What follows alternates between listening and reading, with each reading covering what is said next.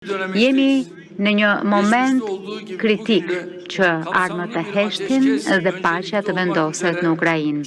Deklarata e presidentit Trump që SBA-ja do të heqë sanksionet ndaj Sirisë është një hap mjaft i vlefshëm. Tashmë më shumë se kurrë është e rëndësishme që ne të veprojmë të bashkuar me bazën e bashkëpunimit dhe të orientuar nga fryma e veprimit përbashkët.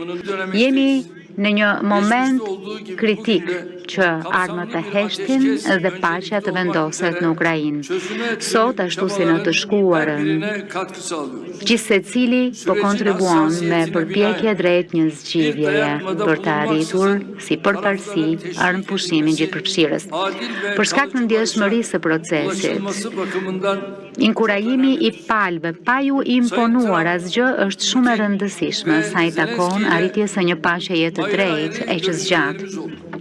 Unë kam filluar takime më vete me presidentin Trump, presidentin Putin dhe presidentin Zelenski, me presidentin Macron, kryeministren Meloni. Presidenti Zelenski ishte dje në Ankara. Pas takimit me të, vendosi të nisë bisedime teknike për herë të parë që prej marsi 2022. Një dritare shumë rëndësishme mundësie është çelur për të ndalur gjakderdhjen. Ne besojmë që kjo mundësi nuk duhet humbur.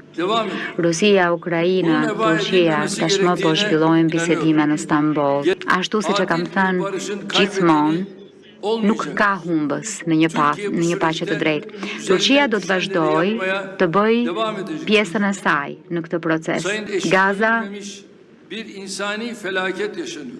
ka përjetuar një katastrofë të pashembullt humanitare gjatë këtyre 20 muajve. Çdo ditë, dhjetra të pafajshëm, kryesisht fëmijë e gra, masakrohen. Duhet t'i themi ndal kësaj, t'i themi mjaft kësaj. Qëndrimi i pa kompromis, agresiv e arrogant i Netanyahut rrezikon jo vetëm Gazën, por të gjithë rajonin tonë dhe njerëzit e besimeve të ndryshme që jetojnë aty. Ne presim që Europa të shfaqë interesin e aspiratën e duhur për vendosjen e armëpushimit në Gazë.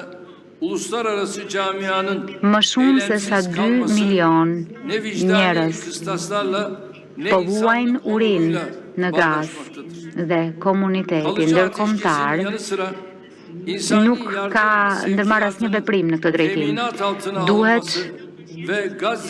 Pra nuk kemi asnjë veprim për të arritur një dinjitet njerëzor, përveç një armëpushimi të përhershëm, duhet edhe të mobilizojmë mjetet për të garantuar dhënien e ndihmave me përfundimin e një konflikti kaq të gjatë në Siri.